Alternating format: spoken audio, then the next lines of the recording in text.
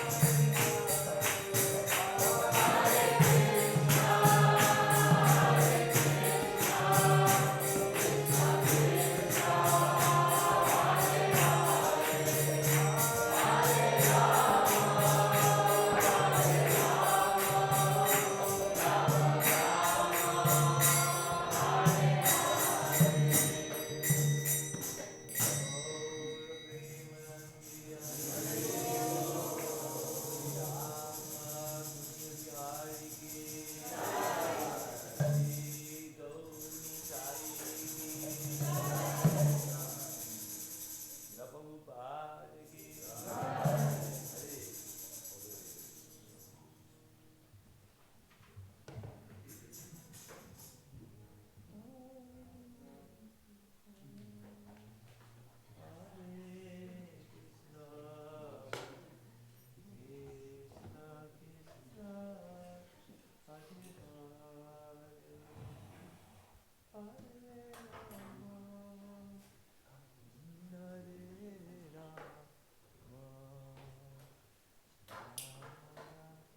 Thank you.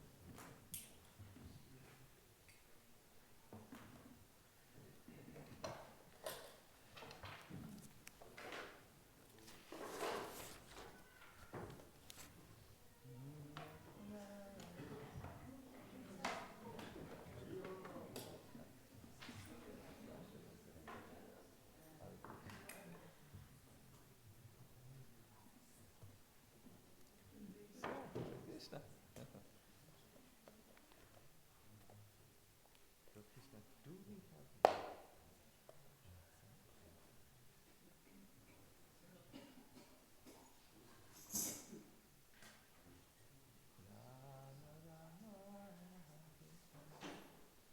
So Hare Krishna.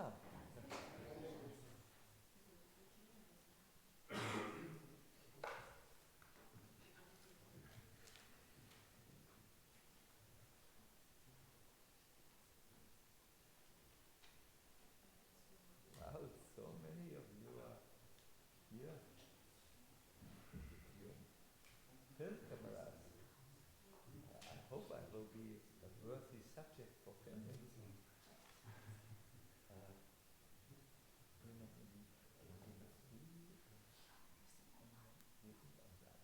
Oh, Hare Krishna, I want to greet all of the devotees who are here and intensely with us together.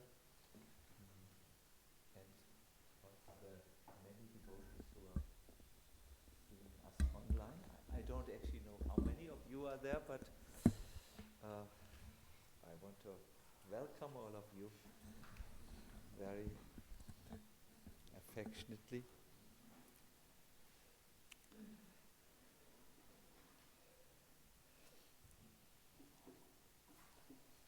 I received today an email letter from Vrindavan, and it was a godbrother who wrote to me that he will drive today from Vrindavan town to the Govardhan mountain, and he will go on parikram around Giriraj. He said he wanted to visit the little forest which the Indian government gave to us to take care. And then he said, I heard you're building a retreat center, and I want to visit the retreat center, and I want to ask you, is it possible that I become a neighbor? He heard that on the retreat center we built many small little cottages called bhajan kutias for devotees who want to go on retreat, and he said, can I become your neighbor? Can I also be in that? And as he was writing about his visit to Govardhan, as he was writing about the forest around Govardhan, there's a very nice forest now, and as he was writing about the retreat center, I remembered my time, which seems to be so far away now. Really, when the name Dham means resplendent, it is full of light, and it is an area which is clearly in a different reality. It is so different from this place called the West. And the difference which you experience is that here in the West, the three modes of material nature are very active in influencing the consciousness, either in covering it or in making it just very, very condensed, you can say. It's very, it draws the consciousness together like a ball, iron ball. But when you come to Vrindavan, you experience really an opening of the consciousness, a widening of the heart, a widening or broadening of your perspective, and especially in terms of being close to Krishna. Like here, it seems you almost have to make an effort to remember Krishna. There, no matter what effort you make to forget Krishna, Krishna is there. It's a real, very interesting experience. Srila Prabhupada described Vrindavan as a place which gives you an impetus and a push to remember Krishna. It's like something which is there in the atmosphere. And today I was reminded of Vrindavan in a very nice and sweet way, and I'm very happy that I received such an email, because the moment you are actually reminded in a real way of Vrindavan, you somehow seem to be there also. That's another thing about Vrindavan. When you remember Vrindavan, when you remember the Holy Dham, somehow just thinking of the Holy Dham brings you there. It's a very, very spiritual place. I want to talk today a little bit about Kirtan, and I want to talk about Chaitanya Mahaprabhu's instruction to one of his devotees, who was something like a fatherly figure for him. And would like to start now. Please join me. Jaya Jaya Sri Chaitanya Jaya Nityananda Jaya Advaita Chandra Jaya Gaura Bhakta Vinda Sri Krishna Chaitanya Prabhu Nityananda Sri Advaita Gadadhara Srivasari Gaura Sri Krishna Chaitanya Prabhu Nityananda Sri Advaita Gadadhara Srivasari Gaura Bhakta Vinda Hare Krishna Krishna Krishna Hare Hare Hare Ram Rama Rama Hare Hare Hare Krishna Krishna Krishna Hare Hare Hare Ram Rama Hare Hare Hare Krishna Krishna Krishna Hare Hare Hare Ram Rama Hare Hare Hare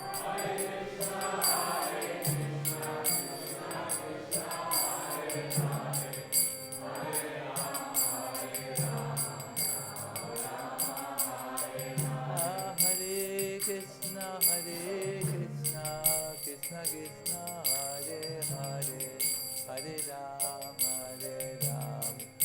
Rama Hare Hare Hare Krishna Krishna Krishna Hare Hare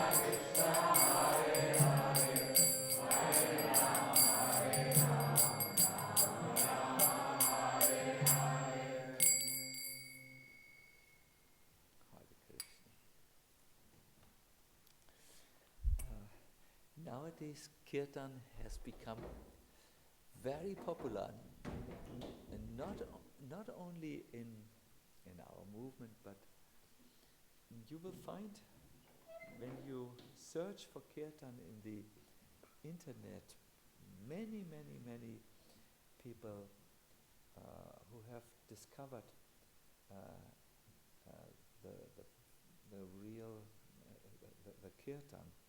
Even in a magazine, American magazine called Psychology Today, where there is discussion of psychology. There is a statement which says only 12 minutes of kirtan is equal to 3 hours of meditation. And they go on describing that there is a herb called ginger, we know that also ingwer, which is reported to remove toxins from the body when it is taken in not big, in some quantity, but not really big. And they say kirtan is like the ginger for the mind, because just like ginger removes toxins from the body, kirtan removes contaminations and troubles from the mind. So you can see, even the world has, let me say, discovered the benefits of kirtan. But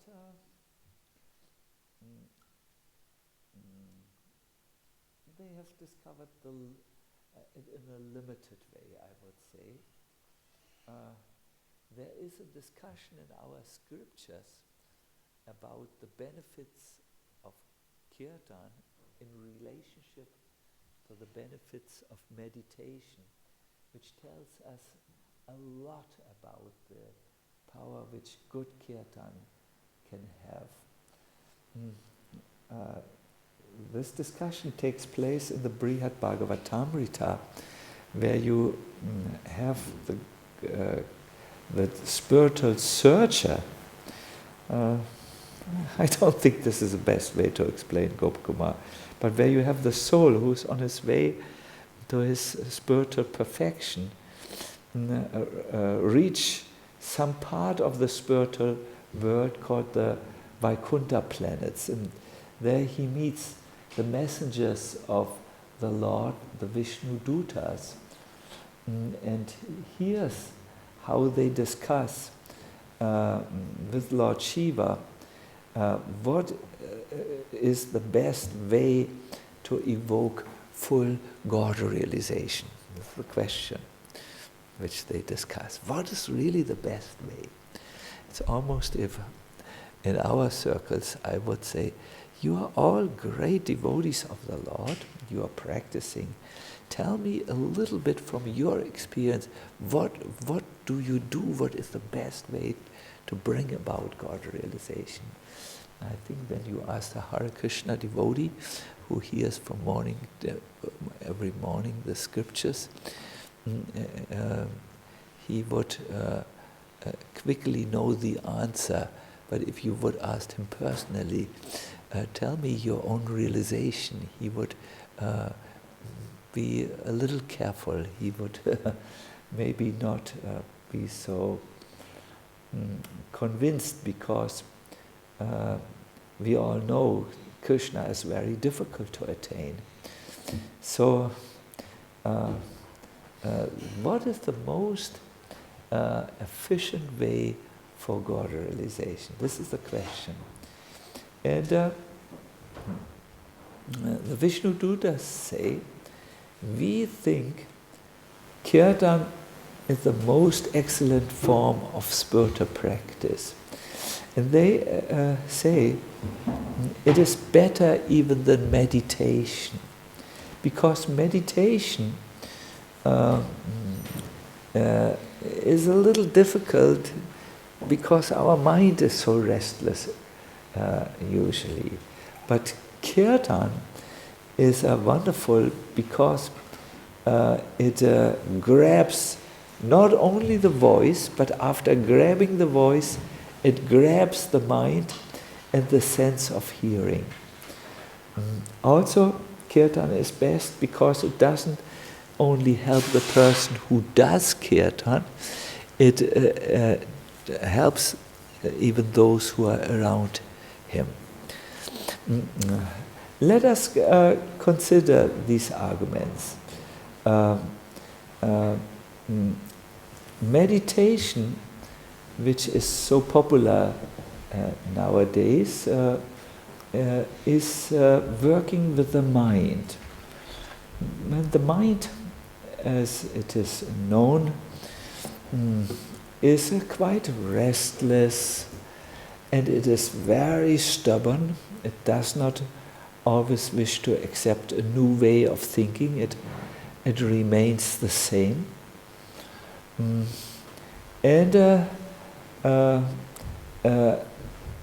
it is dependent on the mind, which is turbulent by its nature. So, if you want to enter real meditation, that is, if you want to bring the functions of the mind to absolute peace, you face a ferocious enemy. It's very, very difficult. Kirtan, however, is not dependent on the purity of the mind. Meditation is very much dependent on the purity of the mind. Kirtan works from outside in. Because you have to use your voice, and you hear yourself singing, it engages two very powerful senses of yours, the voice and the ear. And from there, after using the voice and the ear, it begins to work on your mind, and it arrests and finally controls the mind. So, in Kirtan, Krishna dances first on the tongue, and then from there he enters through the oral channel into the heart and begins to pervade the heart. And therefore the Vishnu Dutas say it's much better suited for purification. This is also the argument of Jiva Goswami. Jiva Goswami asks, what is better, japa or kirtan? And he says, good japa is dependent on the purity of the mind. The mind should be still when you do japa. Maybe you know this from your own practice. I know many of you do regular japa, and you know sometimes it seems to be so difficult to be focused in the japa because the mind is there and it is full with the issues of the day and the disturbances, all the happinesses which are there. It's fully occupied. But when you do kirtan, you have the power of the sound vibration.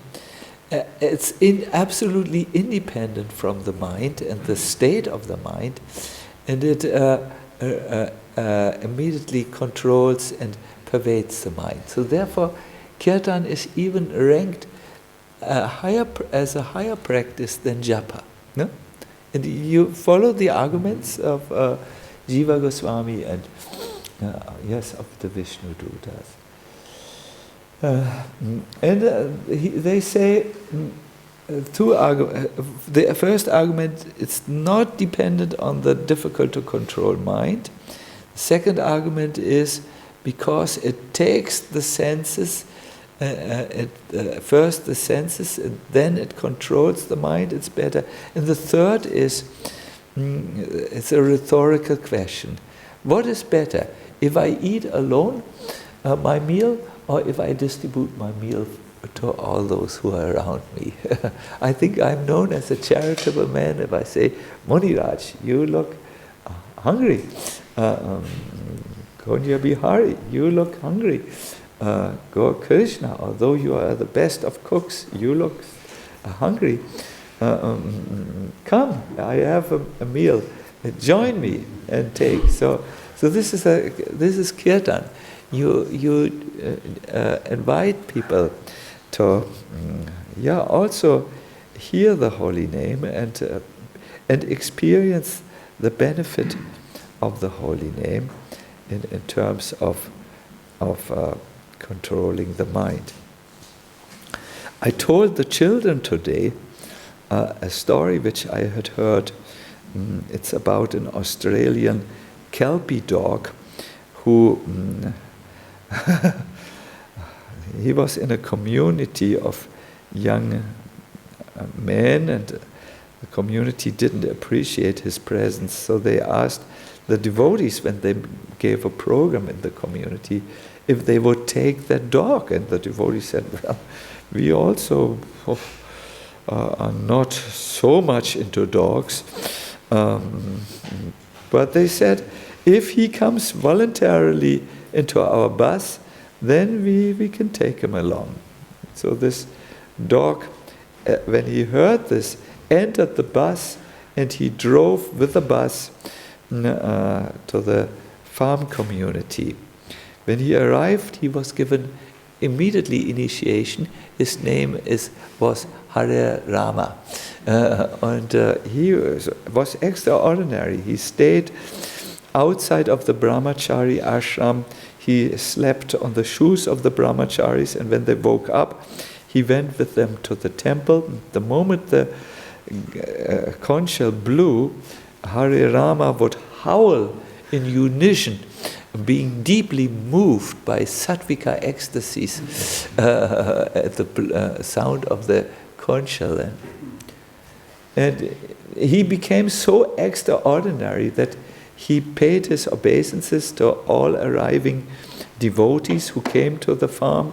Imagine a dog paying obeisances. That's without training, he just did it. And the devotees thought, well, this is the effect of the holy name, it controls the mind of even Hare Rama, the Kelpie dog, So the holy name is therefore celebrated in the scriptures. Sacinandana Goswami writes an interesting commentary. He says, if one hears about Krishna, the mind becomes, if one hears about Krishna, Krishna stays in the consciousness a little bit. He is as if he is bound by a thin thread. But since Krishna is so independent and restless, he immediately escapes. That is like when I would talk to you now about Krishna for a long time. After some time, he would leave your consciousness because the concentration is weak in Kali Yuga. But by meditation, he becomes bound a little bit more. We would make a meditational exercise, and you would be open for the exercise and would not think it is unnecessary, but you would really meditate and do something with you could hold Krishna a little longer in your heart. But by kirtan, Sanatana Goswami says, the Lord becomes bound as if he is bound by an iron chain. He's there. I think in our kirtan we should try to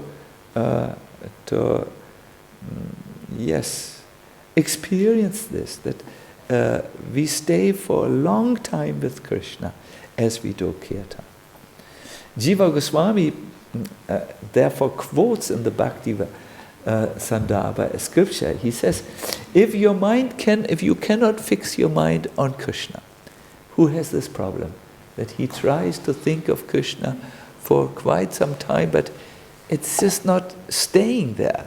No, Krishna leaves and leaves and leaves. If you can't fix your mind on Krishna, then shamelessly chant his names day and night. Stay alone. Be fearless and conquer your tendency to sleep.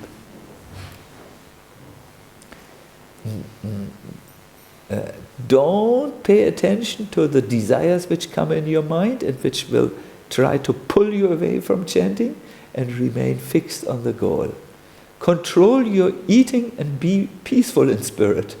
And know his names will bring you loving attraction to Krishna.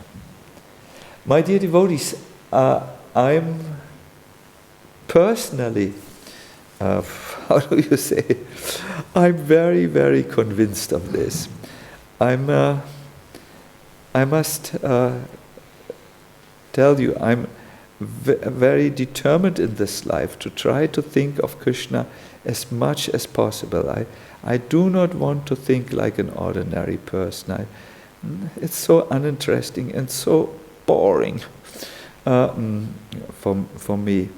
But it is, how do you say, I find it difficult to think always of Krishna. How will I think of him? What exactly will I think of? What quality and so on? I don't know. I'm not so talented.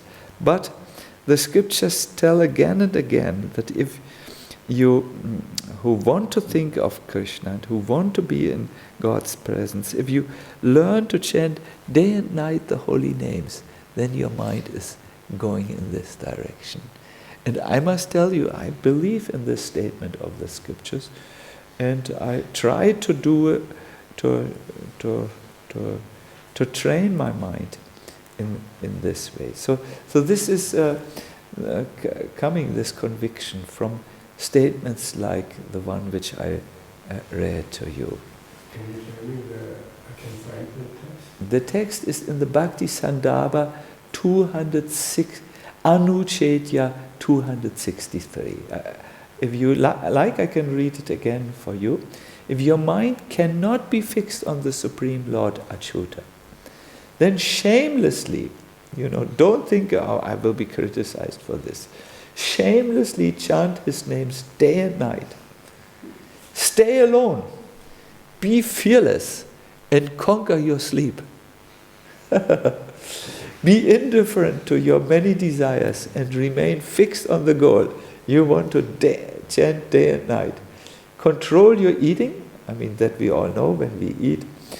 When we overdose on halava and gulab jamins, that's very dangerous for chanting. And be peaceful in your spirit. And know his names will bring you eventually loving attraction for Krishna. So this is the case which the Vishnu Dutas make when they are asked what is the most sublime process for evoking God realization. They say, in Kali Yuga we should go through the holy name, which will capture the mind, which is restless, by first capturing the voice and the ears, and who will then start to pervade the mind and make it peaceful, so that real remembrance of Krishna can take place. This is the idea. I want to now sing a song with you before I will discuss a little bit how to chant. There is a very nice song by Bhaktivinoda Thakur, which you can please take. It is Sri Krishna Kirtane. It's a very, very nice song. It says, if you absorb your mind in singing about Krishna with great care, then you will by the process of Sri Krishna Kirtan, attain transcendental qualification. But the text also, we wrote it to you, we gave it to you in German language because many of you are here German speaking. I want to give this as a present for you. It's a very sweet translation. The translation is made by a very modern devotee who knows a lot about modern words, and I think you will like this very much. It's about developing the qualification to chant always. And Bhaktivinoda Thakur really lists in this song 4 qualities. You can read it in your own time, maybe before you go to rest. He says, you must feel some humility in your heart. That's something in relationship to you. It is said, in spiritual life, there's one thing you always should forget, and there's another thing you should always remember. What you should forget is your so-called material successes. They are happening by Krishna's mercy. It's not that you are the cause.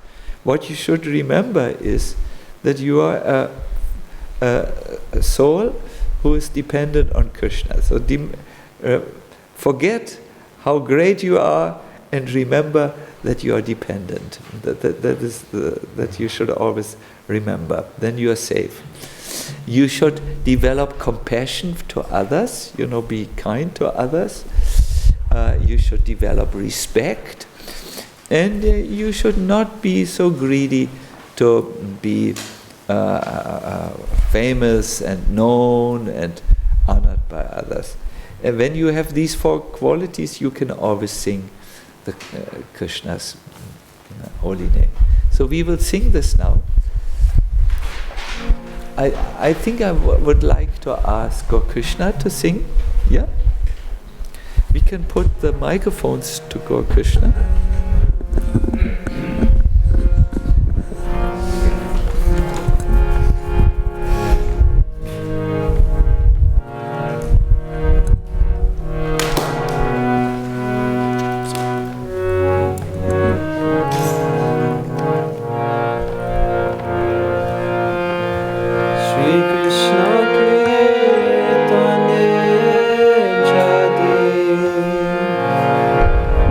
Mana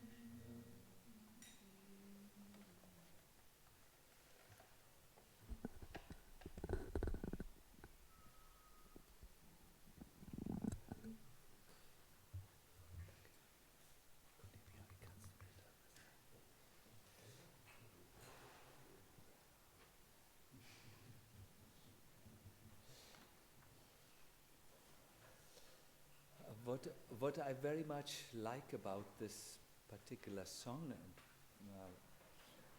is that it asks you a question, or it gives you an instruction. It says, if you really wish that your mind becomes absorbed in singing the glories of Krishna, then do everything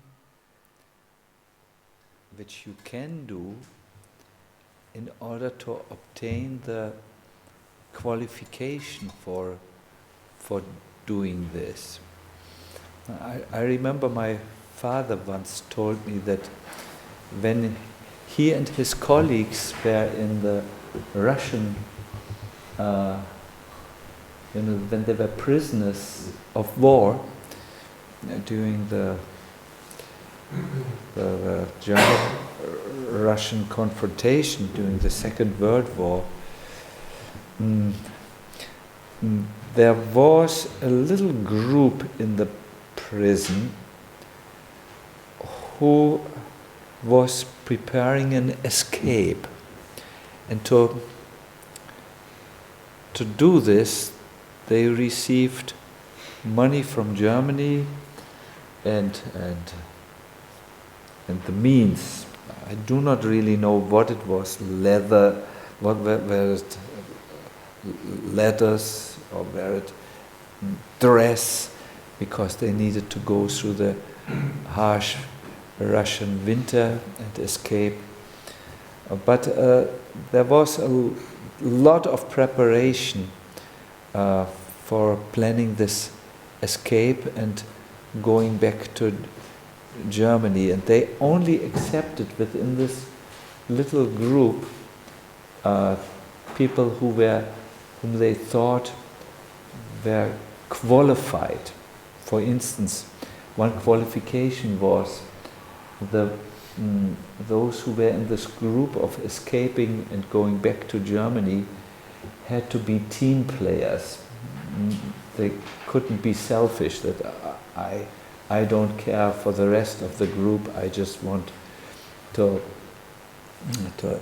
escape on my own, because if they wouldn't be team players, they would pose a danger for the other people in the group. I think and it was known amongst some of the leading German officers that there was this little group who was planning this escape, and they eventually made the escape. It was a very difficult escape, but they could do it. And as far as I remember, my father heard about this, and then he met the people who were preparing the escape, and he said, "Can I also join you?" And they said, "What's your qualification?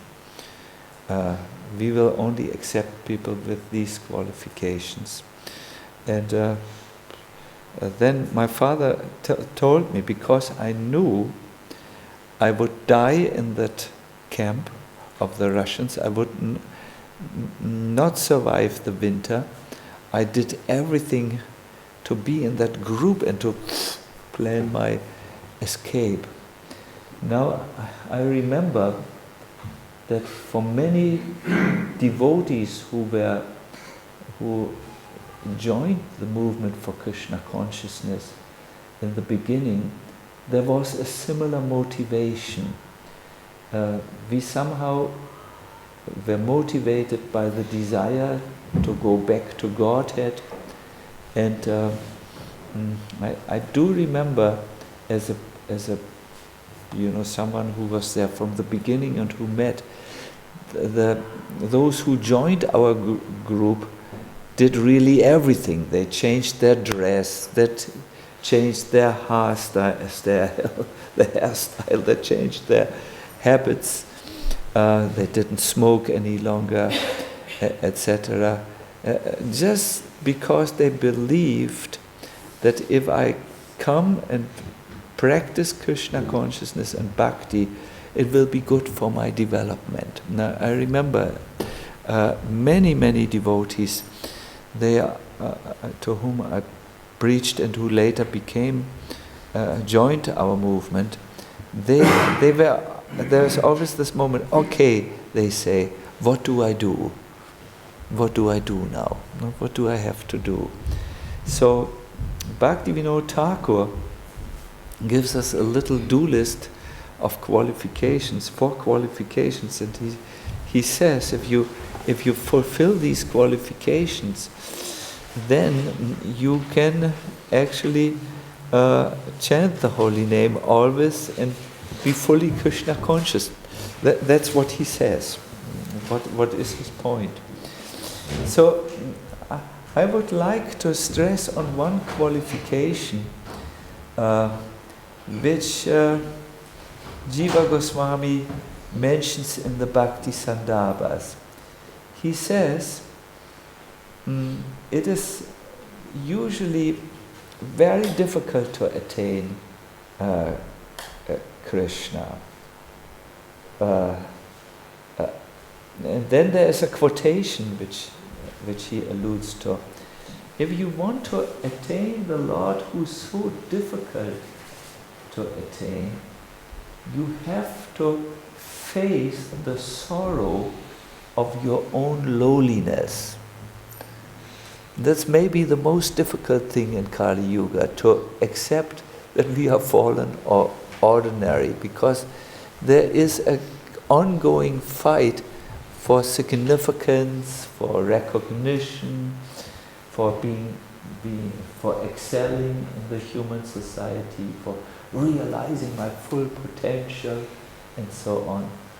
But the scriptures say if you want to attain God, you have to face the sorrow of your own lowliness. I think it's such a heavy instruction that I will say it in German, because it's difficult to really grasp it. Also wenn du den Herrn erreichen willst, der so schwer zu erreichen ist, dann musst du dich dem Leide konfrontieren, einzusehen, dass du sehr lowly bist, also sehr nicht so aufgeblasen und so mit Dünkeln ausgestattet. And after you have done this, that is, confront your own situation, then you have to do something which is called anugatva. You have to follow a higher example like that of the gopis, the statement is. When the gopis understood Krishna was not going to be with them, he had left them in the dark forest.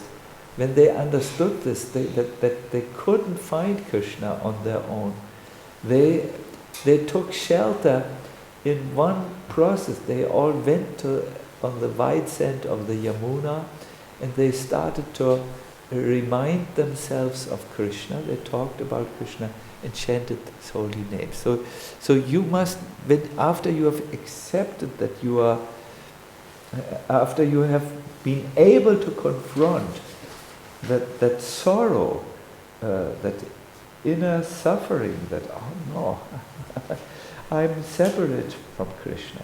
I know no one wants to know, to confront this because it's so heavy. Then to get out of this and not be captured in suffering, you have to follow a superior example which leads you out of this sorrowness, this lowliness. And Jiva Goswami makes the point, the spiritual life always starts in Kali Yuga when you are doing what is called Buddha Shuddhi in philosophical language, when you free yourself from the many designations, the many roles, the many masks which you wear in your ordinary conditioned life, and you come to the essence. And he says this should be easy for people in Kali Yuga because they are not so qualified. It's very easy. they have no reason to be to go into big material illusions, because the reality is so much before our face. We are what we are. We're walking on thin ice. Every moment something could happen where our mental sanity is in danger. So it should be easy for people in Kali Yuga to be humble. So Bhaktivinoda Thakur, it's usually when you're very unqualified, you're the first to recognize that you are very qualified. And the person who's very qualified is usually the first who says, Hare Krishna, I'm sincerely trying, that's all. You can see this. So Bhaktivinoda Thakur sings, if you desire to engage in chanting Krishna's names and his glories, then do everything you can to gain the qualifications which are necessary to do so. Cultivate the 4 qualities: humility, like that of the grass; compassion, like that of a tree; do something for others; respect others, and be indifferent to worldly others. It's not important.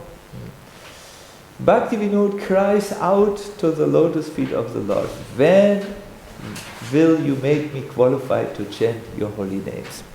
Now Lord Chaitanya wanted to establish a lesson through teaching one of his very near and dear devotees.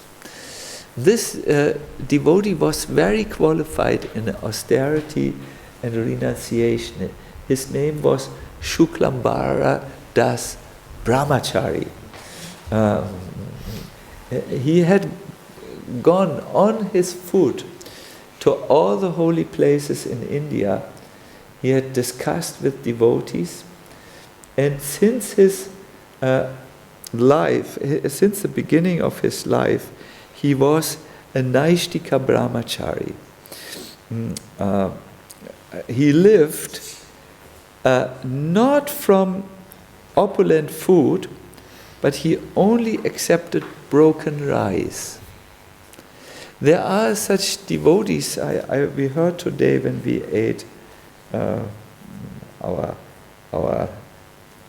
lunch prasada, which was cooked by Gaur Krishna. There were 5 items at least in the lunch prasada. Then we heard that in Vrindavan there is the people who are begging are considered to be very high class. They are usually, when they are good spiritual practitioners, they sing with a pair of cartels. They come before your house and sing, and then if you want, you open your door to them and you invite them to come in. Then you give them a sitting place, a glass of water, and then you think your life is perfect because now you can serve a Vaishnava who's totally dedicated to serve Krishna. And what you do is you give him something which he can use to cook an offering for his deities. In other words, you don't offer him ready food, but items so that he can make his own food. So there are some renunciants who are not allowed to come to the same house. They always, because it's easy to come to the same house where you're loved, and then everyone gives you bread and butter. I know if I'm really hungry, I know in this castle 2 addresses who will most probably give me something. But if I'm more renounced, I would not go to these 2 addresses, but I would make myself fully dependent on the Lord's kindness and not on the kindness of others, and just go at random to other places. So Shuklambarada's brahmachari was even more renounced than these people because he didn't accept opulent food. He only accepted one preparation, that is the most ordinary rice, broken rice, which smells very bad usually because there are mice living in there. Oh, I don't know if you have ever smelled broken rice where mice were living. It is really not inviting. During Krishna's advent, this Shuklambara brahmachari, a special soul, was one of the wives of the Yajnik Brahmanas who fed Lord Krishna. So, Lord Chaitanya remembered the previous life of Shuklambarada's brahmachari. He was aware that he was Krishna. Once Lord Chaitanya went to an astrologer and said, where was I in my past life? And the astrologer looked at the chart and then chanted a mantra. First-class astrologers know that to read a chart, you need to have a guidance, and therefore they chant usually a mantra to a devata, a divine being who tells them, this means this means this in detail. So this astrologer chanted his mantra, and while he chanted the mantra and looked at the chart of Lord Chaitanya Mahaprabhu, he saw there was Matsya, there was Vamanan, there was Kurma. He said, I think you are the Supreme Personality of Godhead because you were Matsya, you were Kurma avatar, you were Nrsimha avatar. Lord Chaitanya said, I think you have to chant better your mantra. Something is wrong with here. I remember in my past life I was a cowherd boy. Krishna. So Lord Chaitanya remembered he was Krishna, and when he was very hungry, he had sent the cowherd boys to the wives of the Brahmana, who then fed him. And therefore Krishna once said, Lord Chaitanya once said to Shuklambarada's brahmachari, I am very hungry, can you please feed me? And Shuklambara said, my lord, I only have this mouse rice. That is not very good for you. You are the Lord who is eating only ceremonially prepared food, yagya food, but I have only this rice which poor people give me. It's not clean. You eat on altars where this pure food is offered. How can I offer this to you? But Lord Chaitanya said, tomorrow I'm coming to your house, and then I will want to eat this rice of yours. So what could Shuklambara do? He went to his little place. It was a thatched hut at the banks of the Ganga, and he prepared the rice which Lord Chaitanya wanted so much. So on that day he said to Chaitanya Mahaprabhu something which was very private to him. He said, I have traveled to many holy places. I have also discussed with many holy people, and I know all the Vedic scriptures, but my heart is still restless. It is not peaceful. Maybe you also can say this in your life. I have followed this process of Krishna consciousness. I have been a strict vegetarian for many years. I have avoided almost all undesirable substances, almost, and I have really a good record. I tried my best. Who can say I have not tried? but my heart is not peaceful. Huh? So I think you can say that also. And he said, can you help me, please? Can you please be so kind to give me directions? And and give me love in my heart, love of Godhead. Lord, he thought like this. I went to all places of pilgrimages. I'm very qualified. I did so much. I'm a good practitioner. When Lord Chaitanya saw this, he understood. Here was a devotee who wanted the highest, who wanted love of Krishna. And he became very angry to him. He said, in the holy places there are also many dogs and jackals. Do you think you are very advanced just because you went to a holy place?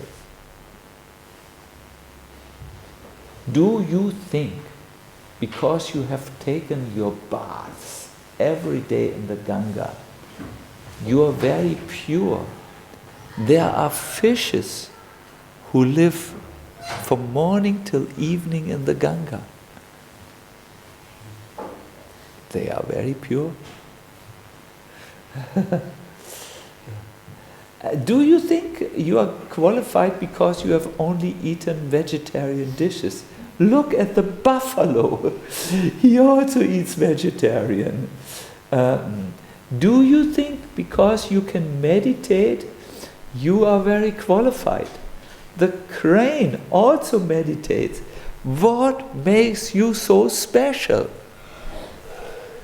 Now this was, as we say in English language, in German language, starker Tabak. This was really strong. He was, please remember, he was very advanced. Shuklambara Das Brahmachari was very advanced. But because he wanted the highest, Lord Chaitanya could see his pride was keeping him from advancing and making that extra step into the kingdom of love. And so Shuklambara immediately saw his mistakes.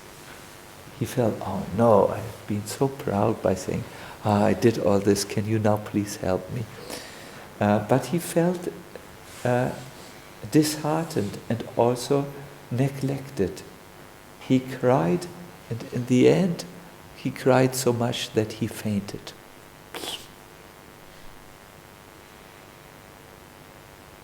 Then Chaitanya Mahaprabhu woke him up and he said, see, Shuklambara, I'm telling you this to bring you to the place where you can really start practicing the Yuga Dharma. And then he said, it's not by your austerities that you can reach God. It's not by your Shastric studies. It's not even by meditation. But Hare Nama, Hare Nama, Hare Nama, Eva Kevalam, Kalo Nasteva, Nastova, Nasteva, Yatiyanyata. In this age of Kali, there's no other means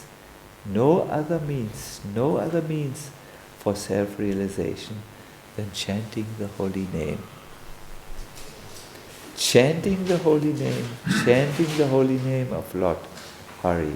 And you must do this. You must do everything to become qualified to do this.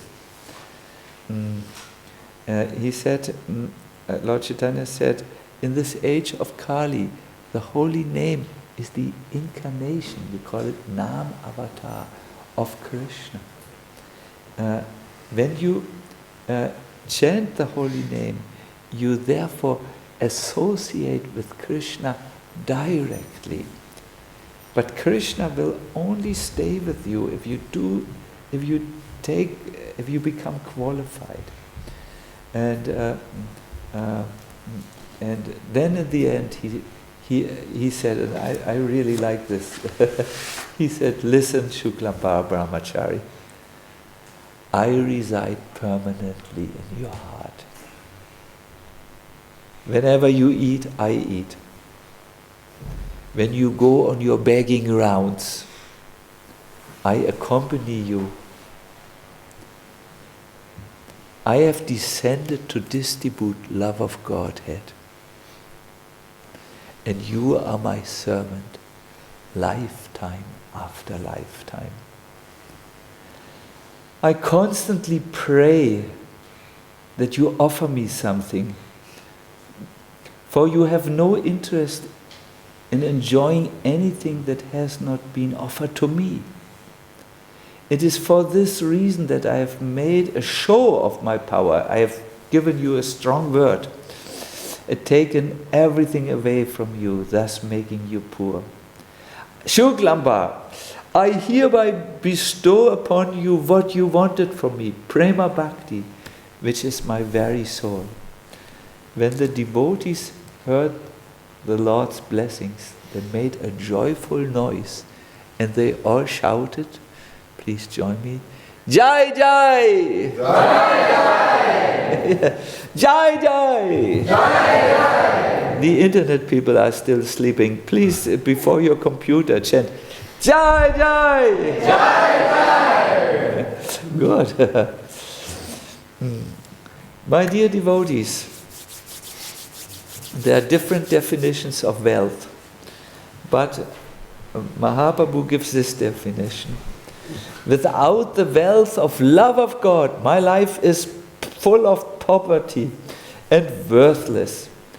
Krishna, employ me as your servant and pay me with the coin of ecstatic love. So Krishna, I will end this now. I want to give you the essence. It is no matter how much penance we do, how much Shastra studies we do, how much we do in our life, if we cannot say at one stage, all this is yes, it's nice that I'm doing this, but I confront the reality.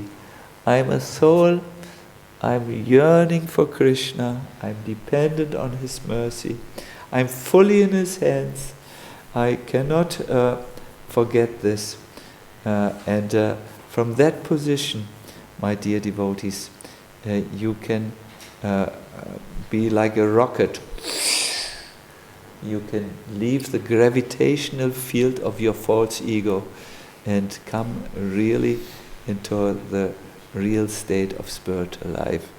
It's no longer a theory, but something which you experience every day. Good. I would like to, at the end, chant with you. We are learning a new melody. I hope we can find it. We will do it. Yes.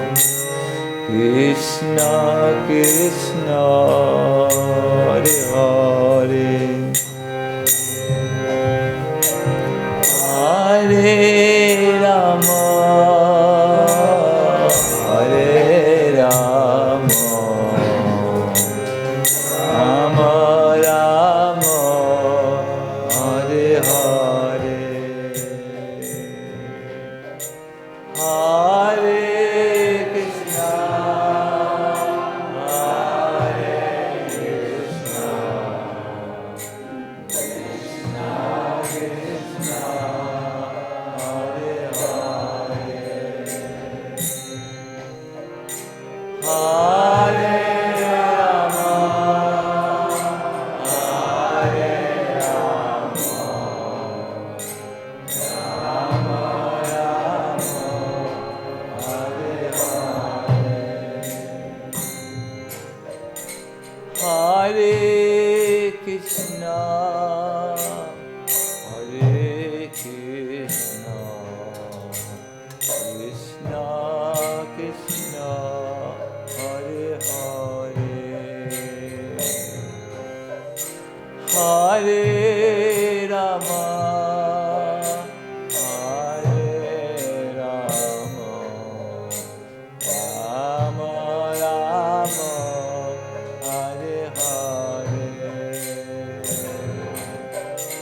Hare Krishna,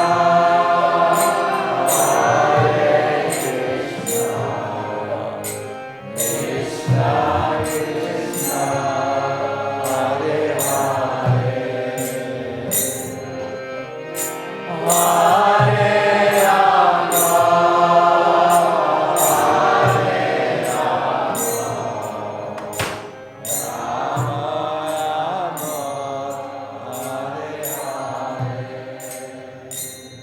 to listen a little bit better to catch the melodies, a little subtle, but if you listen you will catch it.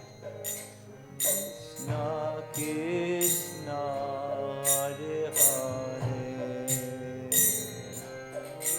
Hare Rama, Hare Rama, Rama Rama, Hare Hare Krishna,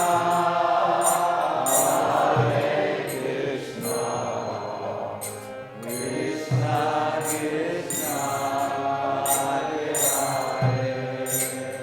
Oh, Hare Rama, Hare Rama, Rama Rama, Hare Hare.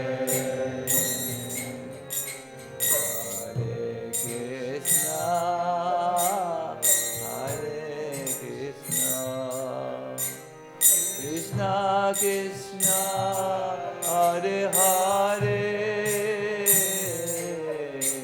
Hare Rama, Hare Rama, Rama Rama, Hare Hare, Hare Krishna,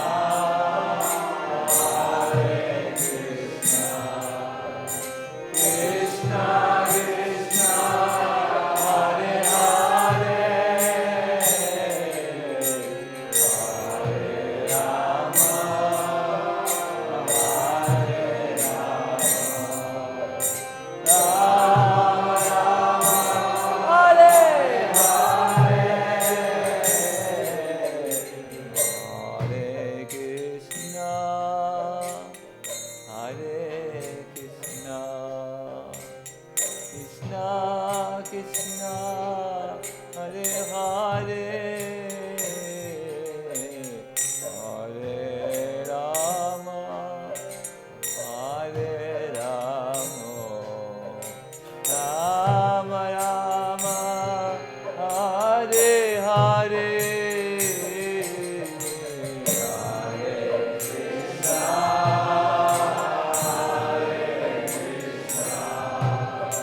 Krishna Krishna, Hare Hare, Hare Rama, Rama Rama, Hare Hare, Hare Krishna, Hare Krishna, Krishna Krishna, Hare Hare,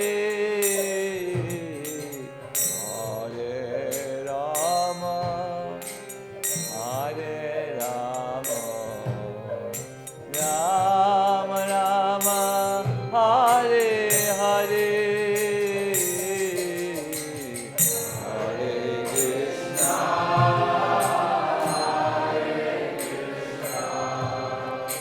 Krishna Krishna, Hare Hare,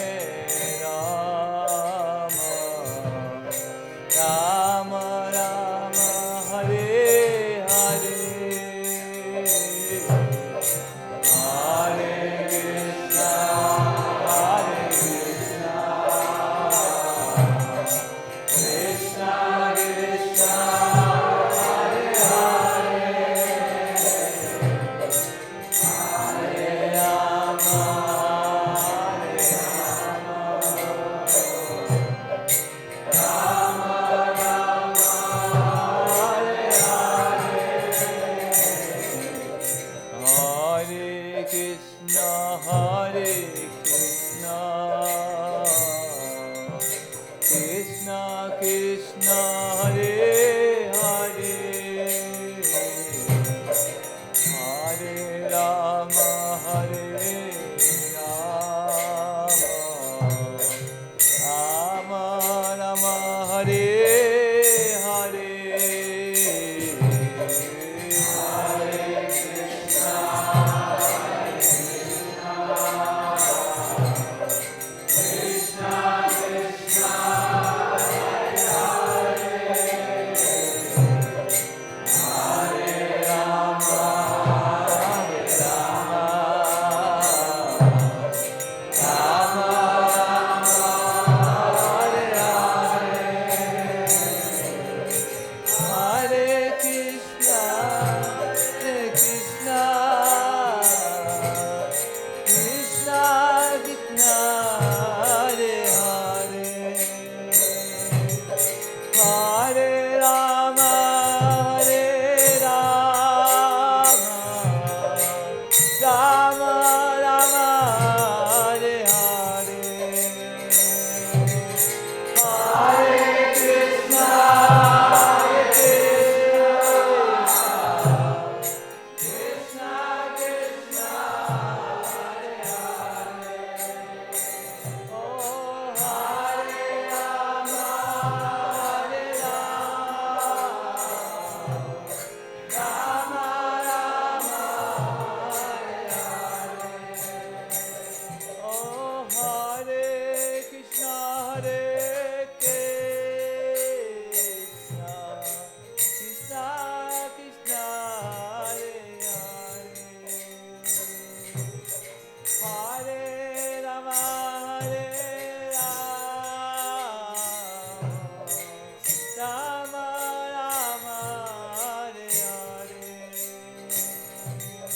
Hare Krishna, Hare Krishna, Krishna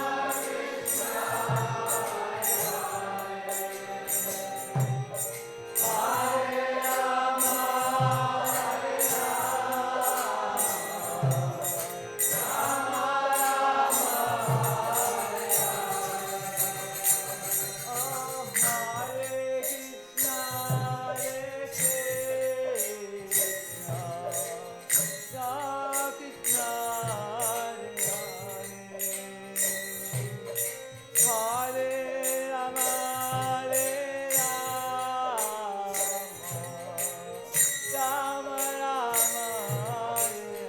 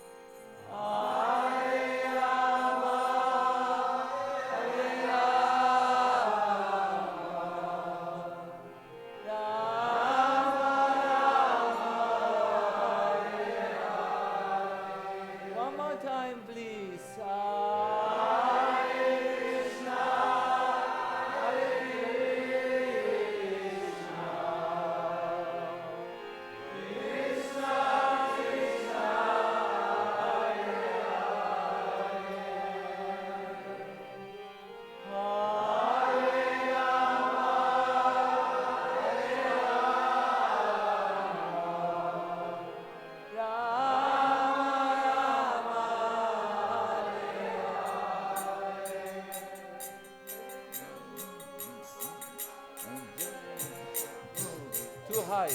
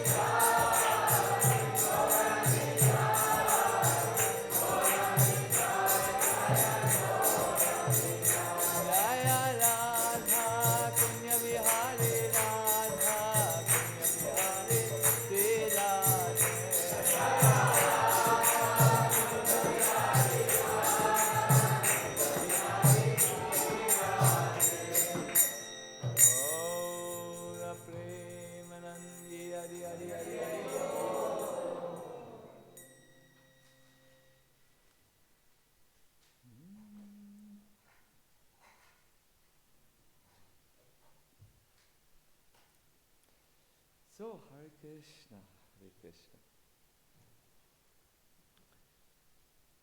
Yeah, I will just conclude now. I just wanted to say it was a great, this was my first public lecture again. I'm still a little bit in the Vrindavan atmosphere, but what I wanted to express really, and I do not know how well I could reach you. This afternoon I saw I could not reach the children at all. I've never experienced such a defeat. So I don't know how well I did with the grown-ups. But what I wanted to show really, or explain, is that we all have to be careful to not get stuck on our path. Even a great soul like Shuklamba Das Brahmachari, who had the personal association of Krishna in one of his previous lives, needed to be helped by Chaitanya Mahaprabhu so that he could finally come to this place of humility. I feel very often we think humility is one of these character traits which we adopt in this world, like open-mindedness, for instance, is a character trait, or it's a skill. We sometimes think it's a skill, like communication skills and so on. So humility is one of these, but true humility really rests on a few very deeply spiritual realizations, that I'm a soul who is in this world, covered by the material energy, and it also true humility is really connected with a deep longing for Krishna. The word which Sacinandana Swami uses is dainya, a feeling of lowliness or wretchedness. And the example which is given is at the gopis. The gopis think, oh, look at the earth. It has the footprints of Krishna. But we are so unfortunate. We don't have the lotus feet of Krishna on us. And look at the rivers. The rivers are building whirlpools because they stop their flow so that they can take their waves and offer lotus flowers to Krishna's lotus feet. But we are not so fortunate. We can't offer anything to Krishna. And look at the clouds, even the clouds. And my dear devotees, please notice, these are all unconscious entities. But this cloud is building an umbrella to shade Krishna, but we are so far away from Krishna. And now look at these deers. The deers are standing before Krishna with their lotus eyes. They look at Krishna, and their husbands think our wives are very advanced. But if we ever go to Krishna, our husbands, they threaten to kill us. We are so unfortunate. We are so separated. So that is that's the idea of humility. It has nothing to do with what in the West we are afraid of, and what we are even getting bored to hear. It is based on a deep spiritual understanding and a deep longing. And when you can come to this place, or at least know it is good if you come to this place, then you can start your Krishna consciousness. Then you can start on this path.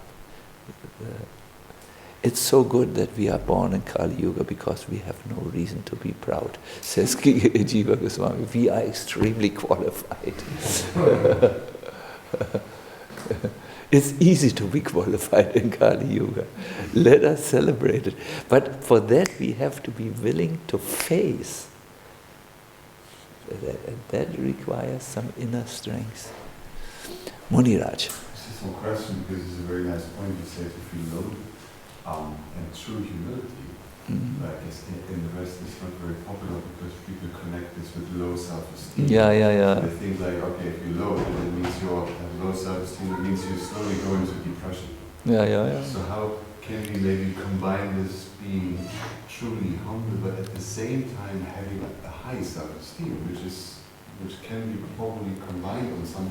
Maybe we have to do some things with the language. Maybe we have to say, "Be real." Then everyone likes to be real. Okay, what does it mean? And then they can start to explore it. Maybe. I like very much the definition of humility given by, I forgot which philosophy is it, but it says it's a vision of reality. And humility doesn't mean to think less of yourself. It means to think of yourself less. It is, you're engaged with something totally different than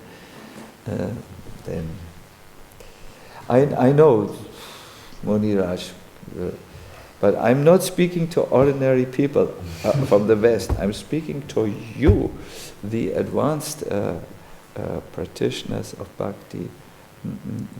For the when you tell in the public world, you have to be humble.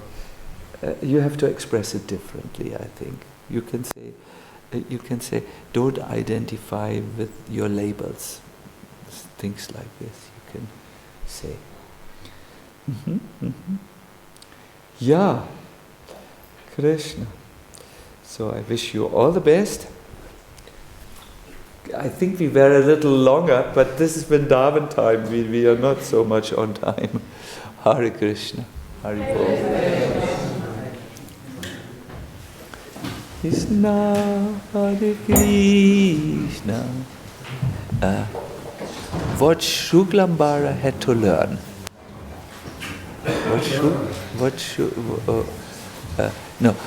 Better.